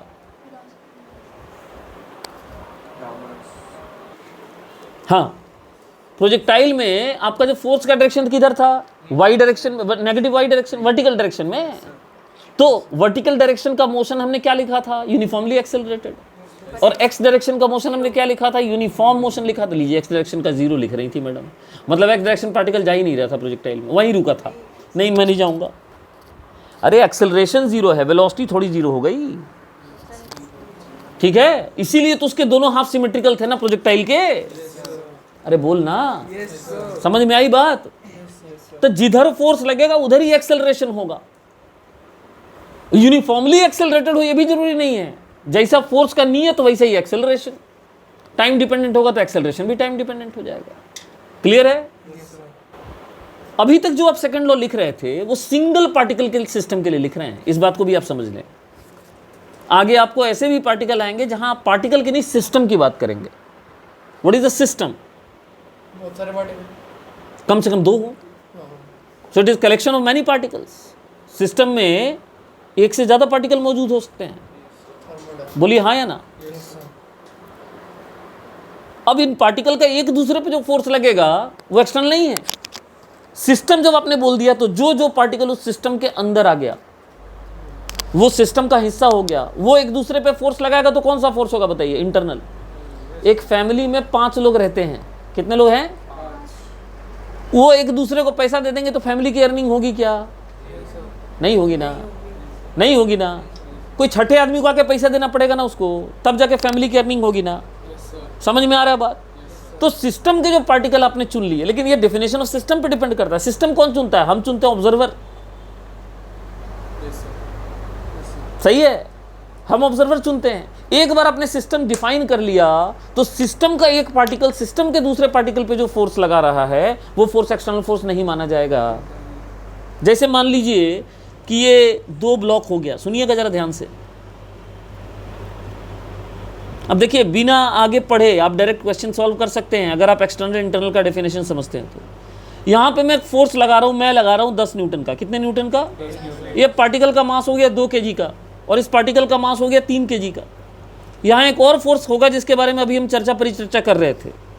कौन सा फोर्स? टेंशन। अब आप मुझे ये बताइए कि इन दोनों ब्लॉक की एक्सेलरेशन क्या होगी बिना कुछ कैलकुलेशन किए। क्या मैं टेंशन को एक्सटर्नल फोर्स मानूंगा? बिल्कुल नहीं मानूंगा। इसके लिए मैं आपको पहले ये बता दूं कि मेरे लिए ये पूरा का पूरा सिस्टम है। क्या है ये? तो अगर मैंने इसको सिस्टम डिफाइन कर दिया तो टेंशन कैसा फोर्स हो गया? तो मुझे पता है चाहे नहीं पता है, परवाह नहीं। एक्सटर्नल फोर्स कितना है सिस्टम पे? एक्सटर्नल फोर्स सिस्टम पे हो गया 10। अरे बोलिए ना भाई। मास भी निकलेगा and total mass of the system कितना हो गया बताइए? More than 5। अरे भैया, मोर देन 5 कहाँ से दिख रहा है? लाइट स्ट्रिंग बोल दिया ना मैंने, जब तक बोलूँ नहीं तब तक स्ट्रिंग का वजन नहीं लेना। 5 kg। अरे बोलिए। Then what is the acceleration of the system? 1 metre per second square, 2 metre per second square. बोलिए, समझ में आ गया? फोर्स को मास से डिवाइड कर दिया। क्लियर? तो एक्सटर्नल इंटरनल डिफाइन करना बहुत जरूरी है अगर आप सिस्टम को हैंडल कर रहे हैं। तो आगे हम सिस्टम के बारे में पढ़ेंगे। अभी जो हमने लॉ पढ़ा है वो केवल एक सिंगल पार्टिकल सिस्टम के लिए है। एक और पॉइंट है, the second law of motion is a local relation which means that force at a point in space, location of the particle as a certain instant of time is related to acceleration at that point at that instant. Acceleration here and now is determined by the force and now, not by the history of motion of the particle. जो acceleration होगा वो किससे derive होगा? Force से derive होगा। उसको history of motion से कोई लेना देना। ये बात मैं काइनेमेटिक्स में आपको बता चुका हूं कि direction of instantaneous acceleration direction of force की तरफ होती है। इंस्टेंटेनियस एक्सेलरेशन का जनक कौन है? फोर्स। और चेंज इन वेलोसिटी का जनक acceleration. Velocity is affected by acceleration, acceleration is not affected by velocity, it is affected by force. देखिए, क्वेश्चन ये कहता है कि बुलेट है जिसका मास है 0.04 kg। ठीक है, तो ये चलिए, ये हो गया हमारा mass of bullet. Moving with velocity of 90 metre per second, 90 metre per second. अब इनिशियल वेलोसिटी मान लीजिए इसकी। ये हैवी वुडन ब्लॉक के अंदर एंटर करता है और स्टॉप हो जाता है आफ्टर डिस्टेंस ऑफ 60 मीटर, यानी रुकने से पहले इसने जो डिस्टेंस कवर किया s वो हमारा 60 सेंटीमीटर है। रुक गया है तो ऑब्वियस सी बात है कि हमारी फाइनल वेलोसिटी क्या दी हुई है? 0 दी हुई है। Average resistive force exerted by block on the bullet निकालना है। तो इसके लिए सबसे पहले हम क्या करेंगे? हम सबसे पहले बुलेट की एक्सेलरेशन निकालेंगे। एक्सेलरेशन निकालने के लिए हम फॉर्मूला लिखेंगे v² = u² + 2s, क्योंकि हमें टाइम के बारे में कुछ भी ज्ञात नहीं है, डिस्प्लेसमेंट के बारे में हमें ज्ञात है। तो हम v की जगह पुट करेंगे 0, बोलिए हाँ। इसके जगह हम पुट करेंगे 90 का स्क्वायर, बोलिए हाँ। एक्सेलरेशन हमें मालूम नहीं है और s की वैल्यू हम 0.6 लिखेंगे, बोलिए समझ में आ रहा है? इससे अगर हम a की वैल्यू निकालें तो मेरे ख्याल से ये आ जाएगा 90 का स्क्वायर डिवाइडेड बाई, बोलो भाई, 1.2, और ये नेगेटिव में आएगा, हाँ या ना? इसका मतलब रेजिस्टिव फोर्स है। अगर फोर्स नेगेटिव है मतलब रेजिस्टिव फोर्स हुआ। तो बताइए, आप बॉडी के ऊपर जो वुडन ब्लॉक ने फोर्स दिया उसको कितना लिख सकते हैं? It is m × a। मास कितना दिया हुआ है बताइए? 0.04। कोशिश करें कि कैलकुलेशन लास्ट तक ले जाएं, वहाँ पर जाके कुछ कट जाएगा तो आपको आराम हो जाएगा। 0.04 का मतलब 4/100, बोलो हाँ। और यहाँ आ गया आपके पास 90 का स्क्वायर। और एक काम करिए, ये 1.2 है, इसको भी 12 लिख दीजिए, ऊपर में एक 10 दे दीजिए और इसको कैलकुलेट कर लीजिएगा। अब आप बोलिए, निकल जाएगा न्यूटन में फोर्स। अगला सवाल कहता है the motion of the particle is given bye ut + ½ gt², find the force acting on the particle. अब देखिए, आप कह रहे थे ना, आ गया टाइम डिपेंडेंस। अब बताइए, अगर y दिया हुआ है तो vy कितना लिखेंगे आप? तो आप vy को लिखेंगे, बताइए dy/dt, बोलिए हाँ या ना? तो ये आ जाएगा u × 1 + ½ g। t² की डिफरेंशिएशन कितनी होगी बताइए मालिक? 2t होगी। तो ये कट के कितना आ गया बताइए? ये आ गया gt। vy अगर gt आ गया तो बताइए ay कितना आ जाएगा? ay आ जाएगा g के बराबर। अरे भैया, dv/dt करेंगे ना? करके बताओ, लीजिए करके बता दिया। तो इसका आंसर कितना आ रहा है? तो बताइए फोर्स का वैल्यू कितना होगा? मास × ay। ऑब्वियसली ये y कॉम्पोनेंट ऑफ फोर्स देगा और इसकी वैल्यू हो जाएगी mg। अरे बोलिए भाई। सुनिए, इंपल्स किसको कहते हैं ये पहले समझाते हैं, ठीक है? इंपल्स से पहले समझिए इम्पल्सिव फोर्स क्या होता है। तो इम्पल्सिव फोर्स क्या होता है? जो बहुत कम ड्यूरेशन के लिए लगता है, which acts for a very short duration but can produce a considerably large change in momentum. Ball से बैट को मारना, टाइम ऑफ कॉन्टैक्ट बहुत छोटा होता है, Yes, sir. लेकिन फोर्स बहुत ज़्यादा होता है, तभी तो मोमेंटम बिल्कुल रिवर्स जैसा हो जाता है। Yes, sir. तो बहुत ही कम समय के लिए लगने वाला ज़्यादा मैग्नीट्यूड का फोर्स जो कंसिडरेबल चेंजिंग मोमेंटम पैदा करे उसको इम्पल्सिव फोर्स कहते हैं। Yes, sir. ठीक है, Yes. बोलो समझ में आ गया? Yes, sir. तो इम्पल्सिव फोर्स का उदाहरण दीजिए। तो बैट से बॉल को मारना, फुटबॉल को किक करना, थप्पड़ मारना, घुसा मारना, ठीक है, Yes, sir. ये सारे आ जाते हैं। कैनन भी हो गया, है ना, बुलेट फायर किया वो भी हो गया गन से, ये सारे इम्पल्सिव फोर्स में। इम्पल्सिव फोर्स जितना चेंज इन मोमेंटम पैदा कर सकता है उसको इम्पल्स कहते हैं। So basically it is change in momentum. Impulse का मतलब क्या हुआ? चेंज इन मोमेंटम, ठीक है। सो impulse is change in momentum caused by impulsive force. due to a force acting for a very small time duration, ठीक है। Yes, sir. और इस फोर्स को क्या कहते हैं? मेरे नोट्स बनाओ तो book called impulsive force. Called, इस फोर्स को हम कहते हैं इम्पल्सिव फोर्स। बोलिए समझ में आ गया? एग्जाम्पल तो क्लियर हो गए होंगे, हैं? ध्यान दीजिए, अभी अभी न्यूटन सेकंड लॉ में हमने पढ़ा था कि हमारा जो फोर्स है वो delta P by delta T के बराबर होता है।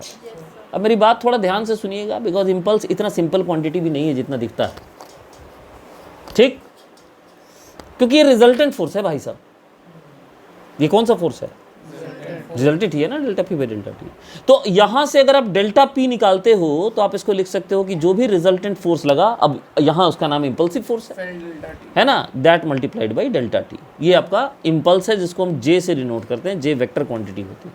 सो इट इज द, तो ये किसका इम्पल्स निकल रहा है? ये रिजल्टेंट फोर्स का इम्पल्स निकल रहा है। It is the impulse due to resultant force, ठीक है। So it is basically impulse due to, मेरी बात बहुत ध्यान से सुनिएगा, मैं बहुत इंपॉर्टेंट बात बोल रहा हूँ, ड्यू टू फोर्सेस, चाहे जो भी हो। आपको मैं बताऊं, हमने इसको चेंज इन मोमेंटम ही क्यों नहीं कहा, अलग से क्वांटिटी क्यों बना दी, इम्पल्स क्यों कहा? एक बॉडी है, उसका मास m है, ठीक, उसकी वेलोसिटी चेंज हो जाती है, v1 से v2 हो जाती है। चेंज इन मोमेंटम कितना हुआ? m into V two minus V. किसने किया है चेंज इन मोमेंटम? फोर्स ने। कौन से फोर्स ने? रिजल्टेंट फोर्स ने, करेक्ट? सही है। तो रिजल्टेंट फोर्स का जो इंपल्स हुआ, impulse due to resultant force, इसमें कोई डाउट ही नहीं है कि रिजल्टेंट फोर्स का जो इंपल्स होगा that is resultant force multiplied by change in momentum, okay, and that is also m into V two minus V one. बोलो हाँ या ना? Yes, sir. Change in momentum कह लीजिए, P2 माइनस P1 कह लीजिए, m into V2 minus V1 कह लीजिए। लेकिन जब एक बॉडी के ऊपर a number of impulsive forces लग रहे हैं, ये मैं एग्जांपल देता हूं आपको। दीवार दिख रही है, एक बॉल लेता हूं और जोर से मारता हूं उस दीवार के ऊपर, करेक्ट? बॉल रिबाउंड करेगा, ठीक? अब सुनो, क्या दीवार ने बॉल को फोर्स दिया? हाँ दिया। किधर दिया? हमारी तरफ, तभी तो हमारी तरफ आया वो टकराने के बाद। तो क्या बॉल ने दीवार के ऊपर फोर्स दिया होगा? भाई थर्ड लॉ तो आप 9th क्लास में पढ़े हैं, तो पक्का दिया होगा। Yes, sir. किधर दिया? Opposite side है लेकिन वो तो मूव नहीं किया, मोमेंटम तो उसको ही मिला है। सर, उसका मास ज़्यादा है। मास ज्यादा से कुछ नहीं फर्क पड़ता है, मास ज्यादा हो तभी थोड़ा सा मूव करना चाहिए था। इसका मतलब क्या हुआ मैं बताता हूं। ये आपका दीवार है फोर्स बहुत शॉर्ट पीरियड ऑफ टाइम में लगा। ना, कतई ये रीजन नहीं है। आइए ना समझाता हूं, अभी समझाता हूं, इधर देखिए ना, इधर देखिए पता चल जाएगा। इधर आइए, ये दीवार है भाई साहब, ठीक? दीवार का ये फाउंडेशन है, नींव जिसको कहते हैं हम लोग। नींव समझते हैं ना? नींव खोदा जाता है तब दीवार डाला जाता है, नहीं? इसी तरह किसी ना किसी एडेसिव से भी मान लो कि चिपका हुआ है, ऐसे मान के चल सकते हो, सीमेंटिंग की हुई है, एडेसिव लगा हुआ है। या मान लीजिए गाड़ी खड़ी है भाई, यही एक्सपेरिमेंट गाड़ी पे भी कर सकते हैं, तब भी बॉल टकरा के आ जाएगा, गाड़ी नहीं चलेगी। क्यों नहीं चली? जैसे कार है, उसको ही बनाता हूँ साहब, सुन रहे हो सब लोग ध्यान से? हाँ, इम्पल्स का खेल देखो, इतना आसान भी नहीं है इम्पल्स, ठीक है? ये हमारी कार है और इस पर भी हमने बॉल चला के मारा था और बॉल इससे भी रिबाउंड कर गया था, लेकिन कार नहीं चली थी। हुआ क्या? जब बॉल को आपने मारा तो देखिए बॉल यहाँ से टकराया, ऐसे गया और टकरा के ऐसे बॉल वापस आया, ऐसे, सही है। So what is the change in momentum of the ball? Ball के ऊपर इंपल्सिव फोर्स के नाम पे क्या लगा? देखिए डेल्टा टी टाइम में मोमेंटम mg ने तो बहुत ज़्यादा कोई इफेक्ट पैदा किया नहीं होगा भाई। इस चीज़ को मैं छोड़ूं और पकड़ लूं तो इसकी चेंज इन वेलोसिटी क्या होगी? जीरो होगी। इतने कम समय में, जितने समय तक बॉल कॉन्टैक्ट में रहा दीवार के साथ, उसमें mg ने कोई रोल प्ले नहीं किया। mg is not an impulsive force dear, right? It can not change momentum to a large extent for a very small interval of time. तो बॉल के ऊपर एक ही इंपल्सिव फोर्स लगा, वो किसका लगा बताइए? दीवार का। बॉल के ऊपर एक ही इंपल्सिव फोर्स लगा और वो किसका फोर्स था बताइए? तो बॉल के ऊपर दीवार का फोर्स लगा राइटवर्ड डायरेक्शन में, हाँ या ना? और मैं लिख देता हूं फोर्स गिवन बाई वॉल, हाथ हटा लो, ठीक है, फोर्स गिवन बाई वॉल। और इस फोर्स गिवन बाई वॉल को जब हम मल्टीप्लाई करेंगे किससे बताइए? डेल्टा टी से, तो हमें बॉल का final momentum minus initial momentum मिल रहा होगा, इसमें कोई डाउट नहीं है। P2 minus P1 of ball, बोले सही है? तो बॉल तक ये कंसेप्ट बिल्कुल बैठ रहा है, सही सही। But what about wall? Wall में चेंज क्यों नहीं आया? उसमें भी आना चाहिए था, क्योंकि उतना ही इक्वल एंड अपोजिट फोर्स है कि भाई force given by wall on the ball जो होगा वो change in momentum of ball के बराबर हो, क्योंकि बॉल के ऊपर एक ही इंपल्सिव फोर्स लग रहा था। लेकिन सोचिए बॉल के ऊपर जैसे ही बॉल ने मारा, बॉल ने इसको दिया फोर्स लेफ्ट की तरफ, तो इसके नीव ने इसको फोर्स दिया होगा किधर बताइए? राइट की तरफ। कार को सोचिए, बॉल ने इसको फोर्स दिया है किधर? राइट, लेफ्ट की तरफ, तो कार के फ्रिक्शन ने इसको इंपल्सिव फोर्स दिया होगा किधर बताइए? राइट की तरफ। और इस इंपल्सिव फोर्स ने उस इंपल्सिव फोर्स के इंपल्स को क्या किया बताइए? काउंटर बैलेंस कर दिया। समझ रहे हैं बात को? ये जो मैं लेफ्ट साइड की एरो दिखा रहा हूं, ये एरो जो है ये है फोर्स गिवन बाय बॉल। किसका है? ज़्यादा कंफ्यूज मत हो ना, बॉल का फोर्स राइट लेफ्टवर्ड डायरेक्शन में, ठीक है। लेकिन इसको बैलेंस किया है किसने? अदर इंपल्सिव फोर्स ने। नाम नहीं लिखते हैं, ठीक है, other impulsive force, other impulsive force. क्या भाई समझ में आ रहा है? नहीं, अभी ज़्यादा कुछ नहीं बताया है। फोर्स वॉल को दिया है बॉल ने किधर? लेफ्ट की तरफ। लेकिन नीव ने जो फोर्स दिया है वॉल को वो किधर दिया है बताइए? उतने ही टाइम में राइट की तरफ उतना ही फोर्स दिया होगा, सही है। तो जो अदर इंपल्सिव फोर्स उसी मोमेंट पे लगा, जैसे यहाँ फ्रिक्शन दे रहा है, फ्रिक्शन बन गया यहाँ पे अदर इंपल्सिव फोर्स। अरे बोलिए ना भाई।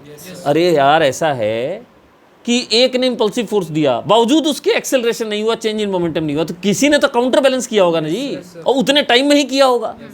समझ में आ रही है बात? तो इन दोनों एग्जांपल्स में कार और वॉल क्यों नहीं मूव हुआ, उसका मोमेंटम क्यों नहीं चेंज हुआ? बिकॉज एफ जो अदर इंपल्सिव फोर्स है, ध्यान से सुनिएगा, ठीक है, अदर इंपल्सिव फोर्स जो है उसका जो डेल्टा टी के साथ जो मिलन हुआ, उसने आपके इक्वल एंड ऑपोजिट इंपल्स पैदा किया। आपके मतलब जो बॉल के द्वारा इंपल्स दिया जा रहा था उसको बैलेंस कर लिया। अब मेरे को ये बताइए कि इंपल्स फिर किसके लिए डिफाइन हुआ? हर फोर्स का हुआ ना जी। चेंज इन मोमेंटम और इंपल्स में यही अंतर है। चेंज इन मोमेंटम जब आप बोलेंगे तो खाली रिजल्टेंट फोर्स का इंपल्स होगा। चेंज इन मोमेंटम, भाई एक बात बताओ, बॉडी के अंदर 5 मोमेंटम तो नहीं हो सकता ना, लेकिन बॉडी के ऊपर 5 फोर्स लग सकता है। सही है। चेंज इन मोमेंटम आप पूरे बॉडी की बात कर रहे हैं, तो वो रिजल्टेंट फोर्स की वजह से होगा। So if you are saying that impulsive force is change in momentum, तो आपको स्पेसिफाई करना पड़ेगा कि आप रिजल्टेंट फोर्स की बात कर रहे हो। बोलो हाँ या ना। लेकिन अगर आप, मैं पूछूं कि एक बात बता, ये बॉल का इंपल्सिव फोर्स लगा, वो इंपल्स लगा कि नहीं लगा? इस पे बिल्कुल लगा भाई, कौन मना कर रहा है? लगा। It is the impulsive force given by ball multiplied by time T. ये रहा, ये एक नॉन जीरो वैल्यू होगी। ऐसा नहीं कह सकते दीवार पे इंपल्स नहीं लगा, लगा। लेकिन और भी इंपल्सेस दीवार पे लगे, अदर फोर्सेस इंपल्सिव फोर्सेस के। नेट रिजल्टेंट फोर्स का इंपल्स कितना है? 0 है, क्योंकि रिजल्टेंट इंपल्सिव फोर्स नहीं लगा। वॉल पे इंपल्स लगा है, इंपल्सिव फोर्सेस भी लगे हैं भांति भांति प्रकार के, ठीक है। रिजल्टेंट इंपल्सिव फोर्स जो होगा, resultant impulsive force on wall और कार इज इक्वल टू 0। इसलिए उसकी चेंज इन मोमेंटम 0 आई, क्योंकि चेंज इन मोमेंटम हमेशा क्या होता है बताइए? रिजल्टेंट इंपल्सिव फोर्स के द्वारा पैदा हुआ इंपल्स होता है। बोलिए समझ में आया? इसलिए मोमेंटम का चेंज और इंपल्स अलग अलग चीज है, दोनों सेम चीज नहीं है। समझ में आ गई बात? ठीक है। इम्पल्स लग सकता है, किसी का भी लग सकता है, कैलकुलेट कर सकते हैं जी उसको। अब सवाल है अगर दीवार के ऊपर बॉल का इम्पल्स कैलकुलेट करने कह दे आपको, लेट्स से उसने बोला यार एक बात बता, लगा तो इसको निकाल के दिखाना मेरे को, ये होगा कितना ये तो बता। अरे सुन रहे हो तुम लोग मेरी बात? Yes sir. तुमसे पूछ रहा है कि बताओ वॉल पे बॉल ने कितना इम्पल्स दिया, तुम कह रहे हो लग रहा है ना, लग रहा है तो निकाल के बताओ, निकाल के बताओ। मैं निकालूंगा, पूछो कैसे निकालूंगा? मैं निकालूंगा जी, लेकिन वॉल को लेके नहीं निकालूंगा। हाँ, मैं ये कह सकता हूं फोर्स, अब ध्यान से सुनना मेरी बात, फोर्स बाई बॉल यानी impulsive force on wall into delta T, अभी डेल्टा टी भी हटा दो, must be equal and opposite to force on या force by wall on ball. बोलो, नाम बदल दिया, अरे बोलो, दोनों इक्वल एंड ऑपोजिट होंगे कि नहीं होंगे? कौन से नियम से? न्यूटन का तीसरा नियम। बोलिए हाँ या ना? अरे बोलिए। इन दोनों को दोनों तरफ डेल्टा टी से कर दो मल्टीप्लाई जी। क्या कर दिया? ठीक। ये लेफ्ट हैंड साइड वाला हमें नहीं पता है, मान गया, इसलिए वैल्यू नहीं आ रही है, लेकिन राइट हैंड साइड वाले पे तो एक ही लग रहा था ना। इसको हम क्या लिख सकते हैं बताओ? इसको क्या हम लिख सकते हैं? मास of ball into final velocity of ball minus initial velocity of ball. Yes sir. और ये तो हमें पता है, तो ये हम निकाल लेंगे और क्या करेंगे, इसको नेगेटिव से मल्टीप्लाई कर देंगे, डायरेक्शन में उल्टा होगा। अरे बोलो समझ में आया कि नहीं आया? ठीक है, डायरेक्शन में उल्टा होगा। क्लियर हो रहा है? Force by wall on ball, हाँ यहां बॉल आएगा। फ्लो में गड़बड़ हो जाता है कभी कभी, बहुत जोश में पढ़ाता हूँ ना मैं। सर लेकिन अगर एक कार में फेंके जो बहुत भारी बॉल फेंके तो कार हिल जाएगी ना।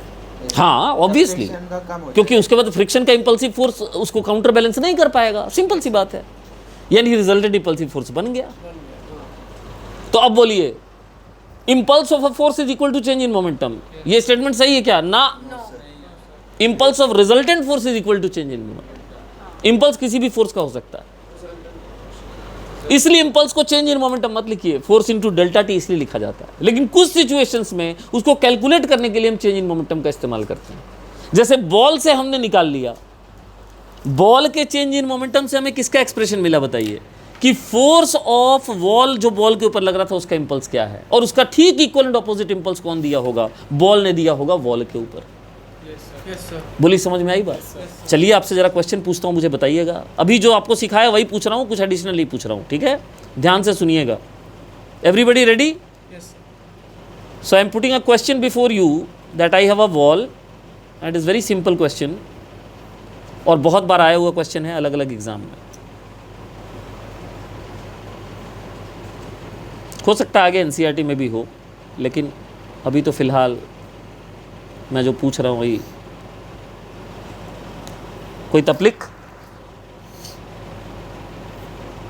ये देखिए एक बॉल का कोलिजन दिखाई दे रहा है। हाँ यस सर।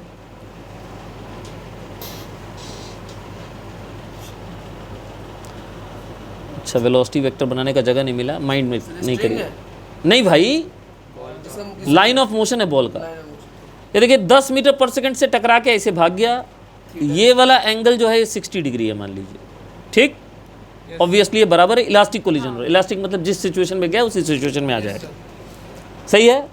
उसके बाद यहाँ मैं लिख देता हूँ time of contact.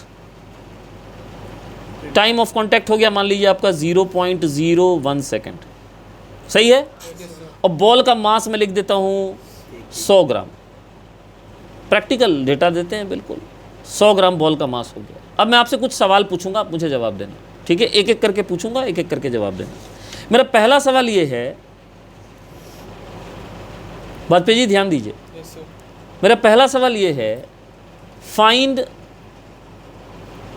Impulse on ball.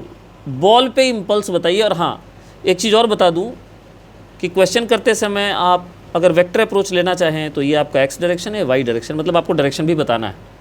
चलिए, इम्पल्स ऑन बॉल निकालना है तो बताइए मैं क्या लिख सकता हूँ? क्या होगा इसका आंसर? होगा भैया अगर बॉल पे चाहिए तो बॉल पे एक ही इम्पल्सिव फोर्स लगा, वो बॉल के द्वारा लगा, और उसने चेंज इन मोमेंटम किया होगा, because it is resultant force. तो हम लिखेंगे भैया कि it is impulse on ball जो है, मेरी बात सुन रहे हैं सब लोग ध्यान से, सुनते रहिएगा, is equal to mass of ball multiplied by its final velocity minus initial velocity. बोलिए सही है। अब आइए, मास ऑफ बॉल तो मैं बाद में लिखूंगा, पहले तो मुझे ये बताइए कि वेलोसिटी तो हो गया आपका 10। अब अगर आप इसका कंपोनेंट लेंगे तो क्या आप कह सकते हैं कि इसका जो इनिशियल वेलोसिटी है उसका दोनों कंपोनेंट नेगेटिव है, यस सर। प्लस तो 10 cos 60 जो होगा वो माइनस आई की तरफ होगा, आया ना, और 10 sin 60 जो होगा वह माइनस जे की तरफ होगा। बोलिए सही है। तो ये मैंने लिख दिया, इसका ब्रैकेट बहुत सारे लगेंगे तो ध्यान से सुनिएगा। मैडम समझ में आ रहा है? समझते रहिएगा, छोड़िएगा मत, एकदम पकड़ के रखिएगा बढ़िया से। ये मैंने फ्लावर ब्रैकेट दे दिया इसमें, ठीक है, यहाँ भी दे दिया। अब मैंने भी फाइनल लिखा है, गलत लिख दिया मैंने, इनिशियल लिखा है ना अभी, ये तो इनिशियल लिखा है ना मैंने अभी। अब मैं आऊँगा फाइनल वेलोसिटी पे, ठीक है, तो मुझे आगे लिखना पड़ेगा, कोई बात नहीं, मैं इसको यहाँ एकोमोडेट कर देता हूँ। ऐसे झांकने की जरूरत नहीं है, आज देखो, नहीं तो खड़ी हो जाओ और क्या, ठीक। अब बताइए फाइनल वेलोसिटी के कौन सा कंपोनेंट कैसा होगा इरशाद? फाइनल वेलोसिटी का कौन सा कंपोनेंट कितना होगा ये पूछ रहा हूँ।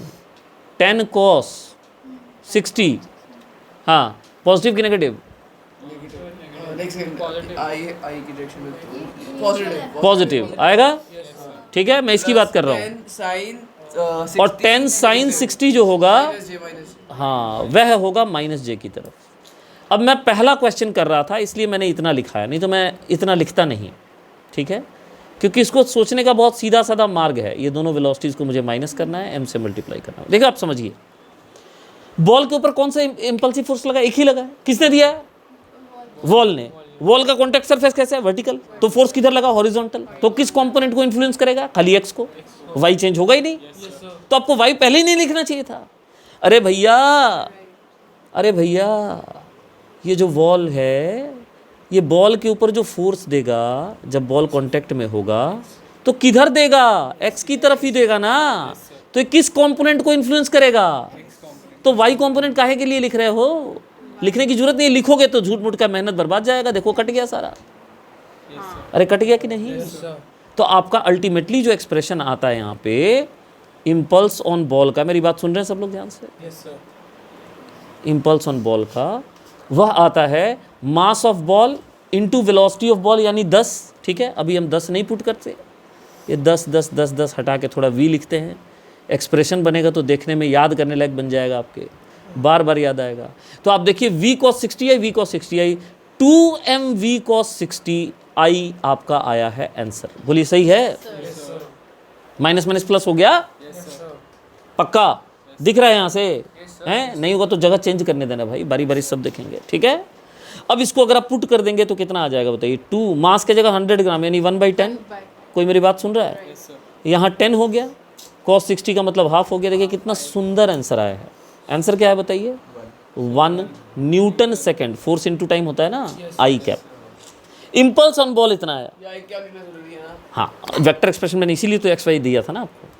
अब बताइए what is impulsive force on ball? F impulsive on ball. Obviously ये बताने की जरूरत नहीं है कि ये किसने दिया होगा, एक ही देने वाला था। कौन? वॉल। अरे भैया, इम्पल्स का मतलब क्या होता है? इम्पल्स का मतलब चेंज इन मोमेंटम ही होता है ना, और एक ही लगा था बॉल के ऊपर इम्पल्सिव फोर्स। तो बताइए उसका फोर्स कैसे निकालेंगे? तो डेल्टा पी को डेल्टा टी से डिवाइड कर दीजिए। अरे फोर्स कैसे निकालते हैं भाई?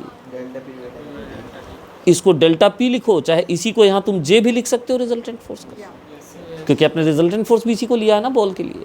अब बताइए जे कितना निकाला आपने? 1 न्यूटन सेकंड निकाला है आपने, और इसको डिवाइड किससे करोगे आप? टाइम ऑफ कॉन्टैक्ट दिया हुआ 0.01 सेकंड, मतलब 1/100, हाँ है ना। तो आपका आंसर आ गया 100 न्यूटन। बोलिए समझ में आ गया? और डायरेक्शन किधर आया बताइए? आई के। अभी आगे बढ़ाए जाओ थोड़ा सा। अब मैं आपसे पूछता हूँ, अर्णव बताओ, what is the impulsive force on wall by ball? कोई कैलकुलेशन नहीं है, फटाक से आंसर बताइए। अरे ऑन वॉल बाय बॉल बोल रहा हूँ। ऑन वॉल बाय बॉल, अच्छा। -100 न्यूटन आई, इसी का equivalent opposite Newton second third law के हिसाब से। फोकस, ठीक है। व्हाट इज द इम्पल्स, इसको पूरा लिख दूं क्या? चलो एक बार के लिए पूरा लिख देता हूं कि भाई ये जो impulsive force on ball by ball लगा था उसके इक्विवेलेंट अपोजिट होगा। तो आंसर इसलिए इन्होंने बिल्कुल सही बोला, -100 न्यूटन है, इसको एकदम परफेक्ट समझ में आ रहा है। अब आप बताइए कि what is the impulse on, Shyam ji सही बोलिएगा, ऑन बॉल बाई बॉल। मैंने इम्पल्सिव फोर्स निकाला था, मैं इम्पल्स पूछ रहा हूं, बताइए। -1 न्यूटन सेकेंड आई कैप, उसी लॉजिक से। अरे भैया डेल्टा टी मल्टीप्लाई कर दिया इसमें, multiplying delta T both sides, multiply delta T both sides, force वाले एक्सप्रेशन में दोनों तरफ डेल्टा टी से मल्टीप्लाई कर दो। हाँ वही तो, हाँ डायरेक्ट, बिल्कुल बिल्कुल इक्वल एंड अपोजिट, सही है। अब मैं लास्ट क्वेश्चन आपसे पूछ रहा हूँ, बहुत ट्रिकी है, इसको ध्यान से सुनिएगा।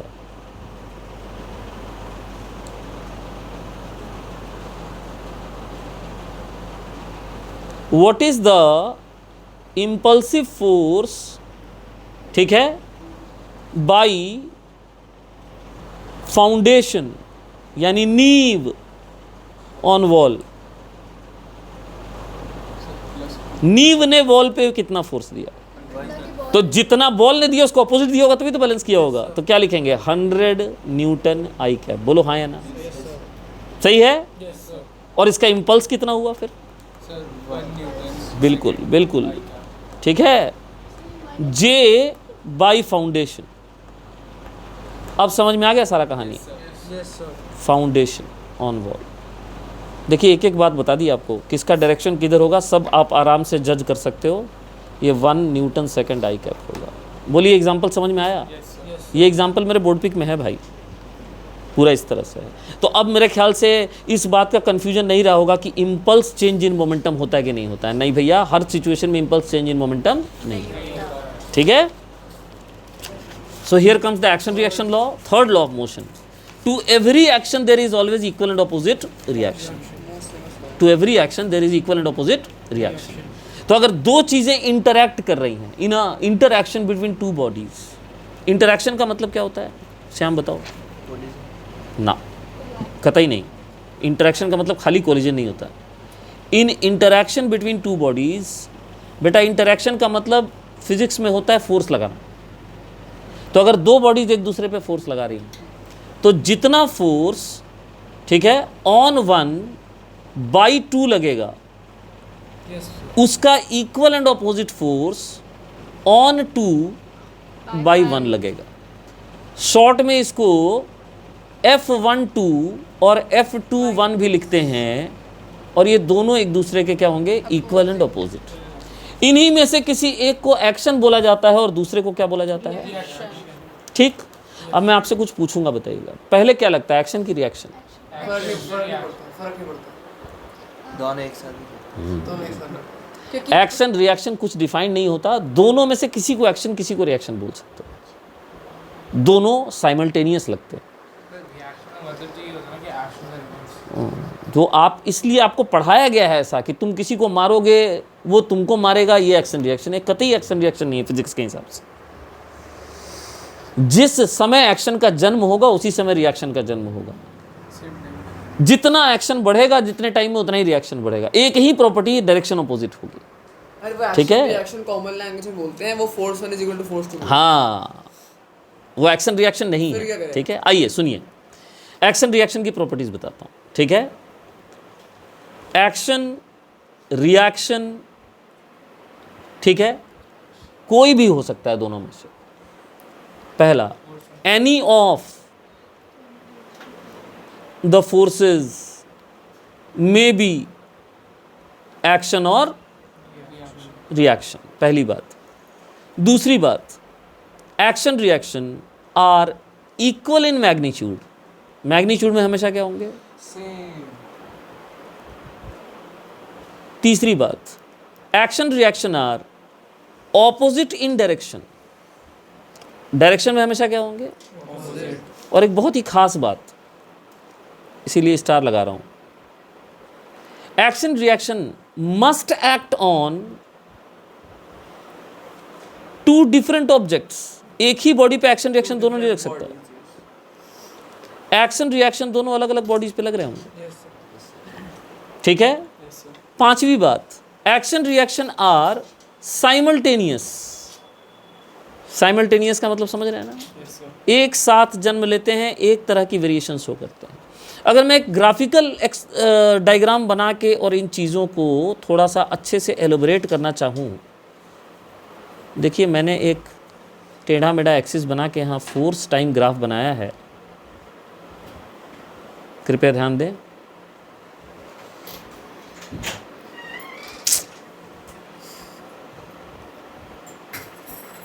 ये जो हरा वाला है ये मेरे एक्शन का ग्राफ है समय के साथ, सही है। Yes, sir. तो बताइए मेरे रिएक्शन का ग्राफ समय के साथ कैसा होगा? बिल्कुल इसका मिरर इमेज होगा। बोलिए समझ में आ रहा है? अब मेरे ख्याल से एक्शन रिएक्शन फोर्सेस की सारी कंसेप्ट्स आपको समझ में आ गई। Yes, sir. तो ये ब्लॉक है, नाम ही काफ़ी है, चलो ब्लॉक का मास भी लिख दिया है। और ये टेबल है, क्या है? Table. इसके ऊपर ब्लॉक रखा हुआ है। अब मैं आपसे कुछ पूछूंगा, मुझे बताइए। मैं ब्लॉक के ऊपर कुछ फोर्सेस बना रहा हूँ, ठीक। सबसे पहले मैंने ब्लॉक का वेट बनाया mg, सही है। Yes, sir. फिर मैंने ब्लॉक के ऊपर टेबल के द्वारा दिया गया एक फोर्स बनाया जिसको मैंने कहा n1। So n1 is normal force on block bye table. बहुत सुंदर, ठीक। Yes, sir. उसके बाद मैंने टेबल के ऊपर मैंने एक फोर्स बनाया है। ओ भाई नहीं मान रहा है, कह रहा ना नहीं बनूंगा, ब्रेक दो नहीं तो नहीं बनूंगा। सर घड़ी कह रही है टाइम टू स्टैंड। हाँ N2, N2 क्या है? N2 is normal contact force, है ना, Yes, sir. On table by block. अरे सुन रहे हो सब लोग? Yes, sir. हाँ, पहले जाल बुन लूँ तब तो फंसाऊंगा, बुन लिया जाल। अब आप पहला सवाल मेरा ये है आप लोगों से, फोर्सेस दिखा दिए, सिचुएशन तो पहले ही से पता है तो बड़ा करके दिखाता हूँ कि इसमें एक्शन रिएक्शन पेयर हम किनको किनको कह सकते हैं। एक्शन रिएक्शन पेयर आर या इज, ठीक। ऑप्शन ए अभी बोलिएगा मत, पहले सवाल सबसे पहले बोलने के लिए तैयार है। इसने बोला है सर। और इसमें कोई डाउट नहीं है कि n1 m2 दोनों की वैल्यू जो होगी वो मैग्नीट्यूड वाइज सेम होगी और mg के बराबर होगी। Yes, sir. So n1 and n2, n1 and mg, n2 and mg या ऑल ऑफ दीज, बताएं। इन्होंने कहा m1 और कोई, N1 mg। इन्होंने कहा n1 और mg, इन्होंने कहा n1 n2 बस, और ऑल ऑफ दीज। 2 और mg है सर। सर N2 M2 एक n2 और mg भी आ गया। नहीं एक सेकंड मेरा चलिए हैं, एकमात्र आंसर होगा n1 n2। अब रीजन बताता हूँ ये क्यों नहीं हो सकता, मैं बताता हूँ क्यों नहीं हो सकता। इसलिए नहीं हो सकता कि n1 और mg सेम ऑब्जेक्ट पे लग रहे हैं, अच्छा they are acting on yes। Same object. n2 और mg क्यों नहीं हो सकता? क्योंकि दे हैव सेम डायरेक्शन। अच्छा रिएक्शन है। बोलिए समझ में आ रही है बात? ऑल ऑफ दिस हो नहीं सकता, एक ही आंसर बना। अब मेरा लास्ट सवाल है ब्रेक से पहले का कि इफ mg को मैं एक्शन मान लूं, if mg is action, then सुनिएगा ध्यान से, इट्स रिएक्शन ए, यार तुम सब चीज से पता उठा दोगे, पहले ही बोलने दो ना, सोचने दो थोड़ा। If mg is action then its reaction is given by, then it's,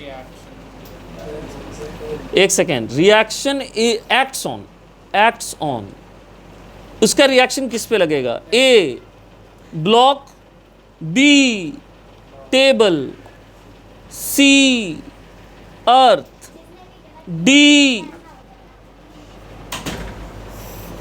none of these. बताइए, टेबल। देखा? ब्लॉक। अर्थ पे। ये बताओ mg दिया किसने था ब्लॉक को?